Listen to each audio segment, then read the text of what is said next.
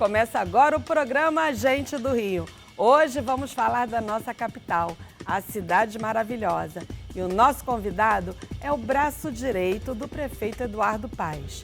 E obrigada por comparecer a esse nosso encontro todo domingo de manhã, com reapresentação depois do programa Canal Livre. E se você está assistindo pelo nosso canal do YouTube, Band Rio, não esqueça de curtir. E se quiser comentar, vou adorar saber a sua opinião. O nosso entrevistado hoje é o secretário da Casa Civil do município do Rio, Eduardo Cavalieri, o braço direito de Eduardo Paes na atual gestão. Muito obrigada pela sua participação aqui no Gente do Rio, secretário. Um prazer enorme estar aqui, Mônica, enfim, todos os espectadores da Band, é um prazer imenso estar aqui com você. Inclusive, podemos falar sobre a prefeitura, falar sobre o Rio, enfim, para mim é uma honra imensa estar aqui com você. Obrigado pelo convite, estou sempre à disposição. Vamos começar esclarecendo o que faz a Secretaria da Casa Civil. Olha, primeiro, é uma secretaria conhecida, né, do Carioca. Nos outros 8 anos de governo do prefeito Eduardo Paes, a Casa Civil teve à frente dos principais projetos, na época ocupada pelo deputado Pedro Paulo. Né, e o prefeito, né, gosta de ter, né, muita, né, capacidade de integrar as realizações do governo. Aliás, as principais... É porque esse nome Casa Civil, por exemplo, esporte, meio ambiente, todo mundo sabe o que é, né? Sim. Saúde, educação, mas Casa Civil, o que é? Qual é a atribuição? Eu acho que o papel principal é coordenar, né, colocar o planejamento, a execução das políticas que o prefeito coloca como prioridade para a cidade, para que os órgãos consigam, né, olhar para aquilo que está sendo realizado, verificar se a qualidade do serviço é aquela que está no indicador, se as pessoas estão sendo atendidas, se as obras estratégicas estão andando, enfim, é uma forma de olhar o governo como um todo. Né, o prefeito usa a Casa Civil exatamente para poder integrar os órgãos, tomar decisões, enfim, acho que esse é o papel ali da Casa Civil. Tanto, né, é também conhecido, o governo federal também tem o Ministério da Casa Civil. Algumas prefeituras, como a cidade do Rio de Janeiro, prefeituras têm muitos órgãos, muitas pastas. É o síndico da prefeitura? Não, eu acho que está mais para, né, o administrador ali do dia a dia ao lado do prefeito, permitindo que ele, né, tenha mais informações, possa tomar boas decisões. Fico ali ao lado do prefeito ajudando, fazendo o meu melhor para que as coisas andem bem. E você vai ter um período mais curto lá agora, 2 anos só. Quais são as metas, quais são as entregas, o que está planejado para esses próximos 2 anos? Olha, são aquelas metas pactuadas, né, do prefeito Eduardo Paes com a população. Né? A gente sabe, primeiro dizer aqui, Mônica, a gente, né, teve 2 anos, né, em que o prefeito muito claramente comunicou à população aquilo, né, por que as pessoas colocaram o prefeito Eduardo Paes ali. Né? A gente encontrou uma cidade que estava com as finanças destruídas, com muita dificuldade, né, até de pagar salário, de pagar conta, né, ainda no primeiro, segundo mês de governo. A gente deu transparência para a população para que pudesse acompanhar isso. Depois arrumou a casa, com as contas em ordem, foi hora de planejar.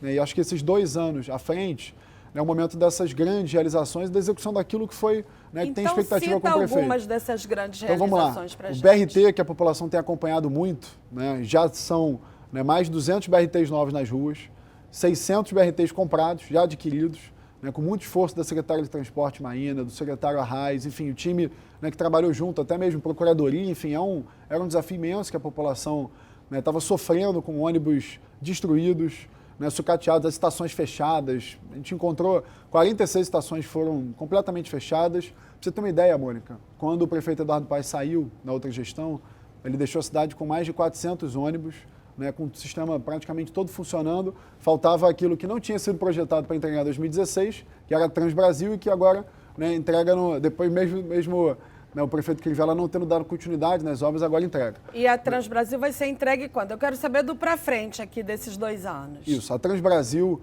né, o prefeito está inclusive comunicando isso, né, a gente tem um passo a passo. A Transcarioca já foi completamente reinaugurada, todos os ônibus novos, novinhos, aliás, né, que as pessoas estão publicando nas redes, vendo, usando na Transcarioca. Transolímpica, todos os ônibus também entregues, novinhos, ela toda funcionando com ônibus novos. Né, já tem um trecho da Transoeste, ali do Alvorada até o Jardim Oceânico, também com todos os ônibus novos. E a Transbrasil até ali o comecinho de 2024. Né, começa uma operação mais, né, de teste ainda em 2023, mas o prefeito está se planejando para entregar tudo até o começo de 2024. Manutenção da cidade, o que a gente vai ter de novidade? Olha, conservação da cidade foi uma das áreas que o prefeito encontrou destruída no começo da gestão, né, e está batendo todos os recordes de orçamento. Né? A gente vê, né, o asfalto liso na cidade inteira, né, quantas vias expressas principais, né, nos diferentes bairros da cidade. Você anda ali, né, pelo meio de Solacap, Magalhães Bastos, né, na Estrada da Posse, em Campo Grande, Santíssimo, tudo já com asfalto liso na Brasil, asfalto liso nas vias da Zona Sul, enfim, né, dá para ver, acho que a população começa, né, a perceber o impacto de investir na conservação da cidade.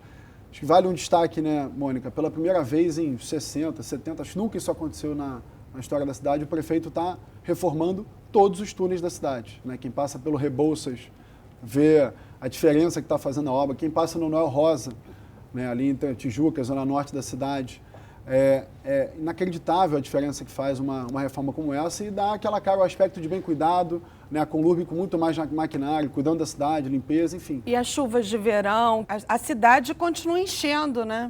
E quais são as providências? Vão botar os sensores nos bueiros que estavam programados, acabaram não colocando? Quais são as providências que vocês vão tomar para que a cidade, para que a gente não enfrente mais esse caos, né? Olha, primeiro a gente tem que olhar, e cada vez mais, né, isso se discute tanto na imprensa, na sociedade civil, a população, né, percebe isso, né, nós teremos que enfrentar eventos extremos que são cada vez mais frequentes. Né, a questão climática, e aí também, né, lembrando, eu fui o secretário de Meio Ambiente no primeiro ano e meio de governo, mas esse é um tema, né, que o prefeito sempre se dedicou muito. Né, o Centro de Operações da Prefeitura, que é o principal espaço de tomada de decisão, de resiliência, de comunicação nessas horas mais difíceis com a população, né, foi inaugurado na outra gestão do prefeito, e nessa gestão ele duplicou o tamanho do COR. Né, muito investimento ali para poder ter mais câmeras, mais monitoramento, né, informação melhor de meteorologia para poder prever, né, melhor alguns desses eventos e tomar boas decisões. Né, tem muito investimento também na Rio Águas, né, são obras de drenagem, macro-drenagem, que minimizam, né, esses impactos, como é no caso ali da Tijuca com os piscinões. Então, a gente, né, tem um conjunto de intervenções que sempre, com o COR, aquelas informações que orientam a tomada de decisão de investimento, né, e a partir daí, né, melhorando a vida da população que sofre com essas chuvas. Mas o recado, Mônica, acho que isso é importante, né, não é que vai tudo se resolver. Né? O Rio de Janeiro é uma cidade espremida entre o mar e a montanha, né, com clima, né, que essas chuvas podem acontecer e os eventos extremos estão cada vez mais frequentes. O que a gente tem que fazer é se preparar, né? Ter plano de voo, né? Conhecer, né, essas áreas mais críticas e fazer os investimentos direcionados para enfrentar essa questão climática. É muita responsabilidade ser visto como secretário que toca a Prefeitura do Rio? Olha, eu encaro com muita serenidade. Claro que, né, a confiança que o prefeito deposita em mim, dando essa oportunidade de cuidar da cidade, né, de organizar, né, junto com ele né, o poder público municipal, para mim é uma honra, né, mas a responsabilidade é grande. Por isso que a gente tem que fazer tudo sempre com muita humildade, serenidade. É claro que, né, tem muita expectativa na gestão do prefeito Eduardo Paes, em especial porque a população acredita, né, que ele é um realizador, né, que aquilo que ele se compromete vai acontecer. Então, acho que o papel ali é estar permanentemente olhando para as realizações da prefeitura e garantindo que aquilo que o prefeito se comprometeu na eleição, né, vai estar entregue para a população. Acho que isso é fundamental. Essa é a marca, né, do prefeito Eduardo Paes, é isso que a gente precisa garantir. Claro, é muita responsabilidade, mas fazendo isso, né, sabendo, né, que o principal é atender a população. O prefeito tem uma fama de workaholic. Você acompanha esse ritmo dele? Não tem como trabalhar com o prefeito Eduardo Paes sem entrar na rotina dele. Né? Já esperar as mensagens às 4 horas da manhã, às 5 horas da manhã, né? Uma cobrança permanente. Você estava em Santa Cruz com a água no joelho? Foi Santíssima, eu estava junto com ele. Santíssima, exatamente. Estava junto com ele. Estava lá com a água no joelho? A gente já estava juntos fazendo a agenda, e aí quando aconteceu o acidente, a gente foi na mesma hora. Assim, acho que é outra marca muito forte, né, do prefeito Eduardo Paes. As pessoas, né, sabem que podem contar com ele na hora mais difícil. Né, sabem que podem contar com a presença, né, do prefeito, do político, do poder público, né, para essa acolhida, porque é fundamental. E teve alguma providência que vocês já tomaram lá na hora? Foi imediato. O prefeito chegou 15 minutos. Chegou na hora né, do ocorrido. Que estourou a né, adutora lá. E é uma responsabilidade da concessionária, né, da concessionária que é responsável pelo abastecimento de água. Mas, é a Rio Mais Saneamento lá? A Rio Mais Saneamento. Mas a gente, como poder público municipal, o prefeito fez questão de montar uma base operacional, me deixou lá, né, organizando com o LURB, assistência social, saúde. Imagina, Mônica, num episódio como aquele, né, as pessoas, né, levam um susto quase como fosse um terremoto. A cena é um negócio assim, né, inacreditável. Tsunami, né? Foram mais de 150 atendimentos de saúde logo após o fato. As pessoas, né, com pressão alta, algumas foram encaminhadas para o hospital, é uma situação, teve uma pessoa que foi arrastada pela água, então essa presença da prefeitura, essa acolhida no momento, né, mais difícil é muito importante. Então a gente, né, logo nas primeiras 24 horas, né, colocou todo o efetivo, tinha mais de 200 pessoas de efetivo, né, da prefeitura, dando apoio, né, para que a concessionária, fiscalizando a concessionária, para que ela, né, realmente cumprisse com as suas responsabilidades. Indenizar, fazer os reparos, cuidar ali, né, do que é devido com as famílias. É verdade que o prefeito Eduardo Paes te elegeu como sucessor político dele? Primeiro, né, acho que o prefeito, né, nessa gestão, né, e ele como um líder político, partidário, né, mas o líder na Prefeitura do Rio, né, ele fez questão de formar novos quadros, oferecer novos quadros para a política. Né, eu e vários outros. Né, a gente tem vários bons exemplos de jovens, né, no governo, cada um nas suas pastas, atendendo a população, mostrando que podem contribuir muito com a cidade. Acho que eu sou um entre muitos desses que o prefeito, né, escolheu formar uma nova geração e oferecer para a cidade. Acho que isso é importante, oferecer para o Estado do Rio bons quadros, comprometidos, né, que amam a cidade e que querem fazer política e querem estar na vida pública. Acho que isso é muito importante. Então, isso é outra, né, marca. Acho que a população percebeu isso e reconhece, né, o quanto que é importante a gente ver, né, os quadros se renovando, novos rostos, novas pessoas, né, com vontade de ajudar a população. Existe no Rio uma síndrome do terceiro mandato. Os 2 primeiros mandatos que aconteceu, agora falando de novo do ex-prefeito César Maia, as 2 primeiras gestões ele foi super bem avaliado, e aí quando chegou na terceira, já parece que há um desgaste. Vocês não temem que isso aconteça com o prefeito Eduardo Paes também? Com alguém que acorda 4 horas da manhã e não tem hora para dormir e trabalha, né, incansavelmente pela cidade, e a população reconhece isso, acho que até, né, mesmo os adversários, mesmo as pessoas que muitas vezes não concordam com alguma ideia do prefeito, reconhecem o quanto que ele trabalha pela cidade. Acho que isso, né, e ele fez questão de colocar no governo pessoas com muita energia, né, com experiência, mas com energia, né, com capacidade de dar essas respostas. E lembrando, Mônica, isso é importante, né? A gente vinha de uma gestão, a gente vinha de um governo que entregou muito pouco, na verdade não entregou nada, né, que abandonou a saúde, abandonou, né, as contas públicas e as coisas saíram do prumo. Né? Então, precisa assim, de muita energia e muito trabalho. Acho que o prefeito, né, desde o primeiro dia, fez questão de mostrar o quanto que ele estava comprometido em fazer a cidade. E, olha, o Rio está voltando a ser o Rio, né, e a Prefeitura do Rio está a serviço permanentemente de todo carioca. O prefeito Eduardo Paes tinha uma relação com o ex-presidente Jair Bolsonaro, que não era das melhores, das mais amigáveis, mas agora com o presidente Lula tem uma relação muito melhor, muito mais próxima. Ele fez a campanha do presidente Lula. O que esperar? O que vem do governo federal para a cidade do Rio de Janeiro a partir dessa boa relação? Olha, Mônica, primeiro, né, o prefeito Eduardo Paes, né, tem isso no histórico das outras 2 gestões e agora, mais uma vez, né, como ele sempre diz, com o presidente Michel Temer, presidente Lula, presidente Dilma, né, agora com o presidente Bolsonaro e novamente com o presidente Lula, sempre buscando parcerias para melhorar a vida do carioca. Né? Então, agora, nesses próximos 2 anos, né, trabalhar com o governador Cláudio Castro, trabalhar com o presidente Lula, para que a gente possa entregar mais para a população do Rio. Né? Esse aqui é o objetivo. Mas o que vem? O que ele pediu? Quais são os pleitos do prefeito com o presidente Lula? Você deve se lembrar, mas a primeira ida, né, de um ministro, né, para fazer uma reunião mesmo já de tema institucional, enfim, foi aqui no Rio de Janeiro com o ministro Márcio França para tratar do Galeão. Né, isso foi, né, o item ali, o primeiro item da pauta do prefeito, né, com o presidente Lula. Né, e também é um item, também é, né, luta do governador Cláudio Castro para que o Galeão volte a ser o que era antes, né, para que a gente volte a ter voos no Galeão, para que a cidade do Rio de Janeiro, né, tenha condições de chegar lá no máximo, né, de passageiros por ano, porque isso faz muita diferença. Aliás, o Galeão impacta não só a cidade do Rio, mas toda a região metropolitana, né, que usa o Galeão e que hoje, né, por conta de má regulação, por conta do tratamento que foi dado pelo governo anterior, governo federal anterior, né, virou um aeroporto que precisa urgentemente de mudança. No próximo bloco, como desatar o nó dos transportes públicos na cidade? Vamos recuperar a vegetação das praias e rios? Fique com a gente que o Gente do Rio volta já.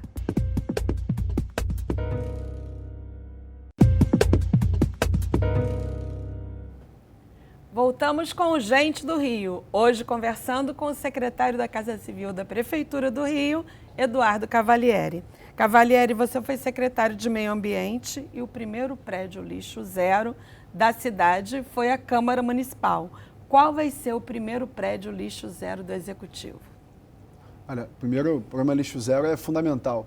Né? Vou contar do Executivo. A Prefeitura está lançando uma fazenda solar, né, para poder zerar, né, como se a gente gerasse toda a energia que a gente consome, né, com os prédios municipais. Né? Então, que né, legal! Onde vão ficar essas placas? A gente está, o PMI já foi lançado, enfim, o projeto vai ser apresentado, né, mas o objetivo é que a gente consiga, né, que o poder público municipal, os prédios, edificações, todo o consumo de energia da prefeitura, né, seja gerado pela própria prefeitura. Acho que vai ser um caso aí para inspirar outros também. E lixo zero, podemos pensar, a gente escolhe um e faz. Mas me conta aí, me conta qual vai ser. O Estado fez o leilão da SEDAI, deu como missão às novas concessionárias a limpeza dos rios enfim, e lagoas. E vocês estão acompanhando isso como município para influenciar de alguma maneira? Fizeram alguma exigência? Como é que está isso? O tempo inteiro, né? Primeiro, né, a prefeitura, as cidades, né, os municípios são, né, diretamente impactados. Né? Essa concessão, na verdade, ela, né, foi possível exatamente por um consórcio, uma união entre municípios para que pudessem, né, transferir a titularidade, fazer essa concessão, né,